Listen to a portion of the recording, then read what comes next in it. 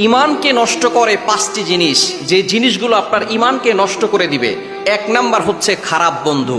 এজন্য সব সময় ভালো বন্ধু চয়ন করবেন, খারাপ বন্ধু আপনার ইমানকে নষ্ট করে দিতে পারে।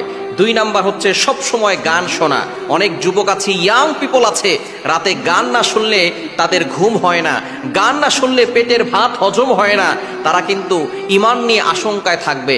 এবং তিন নাম্বার, যারা সব সময় গীবত করে, মানুষের ব্যাপারে অন্যের কাছে গীবত করে বেড়ায়, তাদের ইমান হারানোর সম্ভাবনা রয়েছে। এবং চার নাম্বার, যারা সব সময় সময়কে নষ্ট করে, সময়কে অপচয় করে। আল্লাহ তাআলা কিন্তু সময়ের ব্যাপারে কসম করেছেন, ওয়াল আসরি ইন্নাল ইনসানা লাফি খুসর।